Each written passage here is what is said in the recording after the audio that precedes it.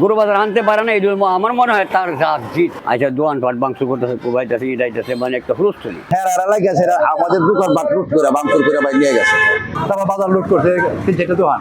এখানে যে গন্ডগোলটা হয়েছে, আমার বাজারে এসে আক্রমণ করছে আমার মার্কেটে। সে হচ্ছে আমার বাজারের সভাপতি, কিন্তু সভাপতি হয়ে তো সে ইচ্ছা করে বাজার আক্রমণ করতে পারে না। গরু বাজার অন্য কোনো কিছু না, অন্য কোনো কিছু আমাদের সাথে নাইও তার। গরু বাজার আনতে পারে না, এই জন্য আমার মনে হয় তার জাত জিত। আচ্ছা দোয়ান পাট মাংস করতেছে, কোবাইতেছে, ইটাইতেছে, মানে একটা হুলস্থুলি।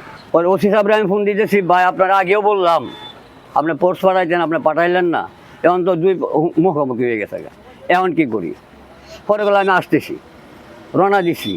এই রওনা দিছি করতে করতে আধা ঘন্টা সময় দিছে, বুঝলে এখানে আসতে আধা ঘন্টা। এখানে আসছে, আসার পরে আবার উনি বলতেছে কি আমাদের এই সাইডে ছেলে ফেলে যাই তোমরা চলে যাও। আর আমারও বলছে জানায়েত ভাই আপনারা এই যে ছেলেগুলো সরাই দেন, আর আমি জুয়েলের পক্ষটা আমি সরাইতেছি, তখন আমিও সরাইতেছি। এর মধ্যে আমার এক ইনাম আছে, আমাদের লোক তো চলে গেছে। আর ওসি সাহেব এখানে গিয়ে কী করছে না করছে তা জানি না, জুয়েলের লোকগুলি নিয়ন্ত্রণ নাই, সবাই ঘরে দৌড় মাইরে আইসা, হ্যাঁ দৌড় মাইরে সব গ্রামের ভিতরে ঢুকে গেছে গিয়া, ঢুকে ওই যে একটা হোটেল ভাঙছে, একটা সেলুন ভাঙছে, এই চার দোকানটা ভাঙছে, এখানে একটা গাছ ভাঙছে, অনেক দোকান পালি ভাঙচুর করছে। হ্যাঁ গেছে আমাদের দোকান বাট লুট করে বাংকুর করে ভাই নিয়ে গেছে। আমাদের দোকানের মধ্যে মনে করি টাকা পয়সা টিকিট মিকেট সামাজি যাচ্ছে, টাকা দোকানের কোনো অবস্থা।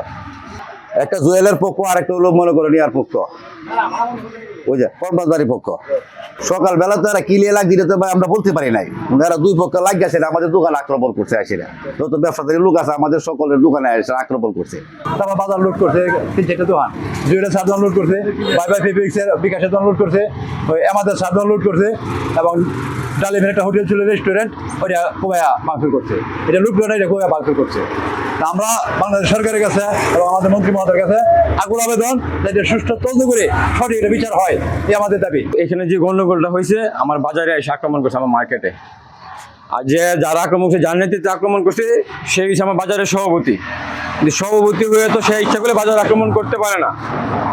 এই দেখেন আমার মার্কেটটা পুরোটাই, এই দেখেন প্রতিটা শাটার কোবাই নিছে। এখন আমার মন্ত্রীর কাছে একটা আবেদন, একটা ক্ষতিপূরণ আমি চাই।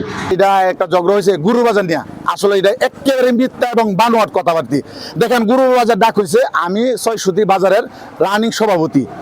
গত বছর যখন গুরুর বাজার হয় তখন আমরা ৬০০ বাজার কমিটি এবং আমাদের স্থানীয় কিছু নেতৃবৃন্দ আছে, ওনাদেরকে সাথে নিয়ে আমরা বাজারটা করছি। ও 50% আমরা ছিলাম, 50% ওনারা ছিল। তো এখন দেখা গেলো আমরা ফেসবুকের মাধ্যমে জানতে পারি যে ইউনো অফিস থেকে একটি বিজ্ঞাপনে জানানো হয় যে ওপেন ডাক হবে, 3 জন ব্যক্তি এই ডাকের জমা দেওয়া হয়। জমা দিলে আমিও ডাকছি, 3 জনের ডাকাডাকি হয়েছে। এর মাঝে ডাক ওনারা পাইছে, সুষ্ঠুভাবে ওনারা এই বাজারগুলি সুন্দরভাবে পরিচালনা করছে। 2 ঘন্টার মতো চেষ্টা করার পর আমাদের ওয়ার্ড সহ অফিসার সহ গিয়ে নিয়ন্ত্রণ করি। পরবর্তীতে আমাদের ইউনো মহোদয় যাওয়ার পর আরও পরিস্থিতি আরও নিয়ন্ত্রণ করে। বর্তমানে পরিস্থিতি স্বাভাবিক আছে। মাননীয় প্রতিমন্ত্রী মহোদয় 2 পক্ষকে দেখে নিয়ে সমাধান করার চেষ্টা করি। কিন্তু অভিযোগ আসলে আইনগত ব্যবস্থা।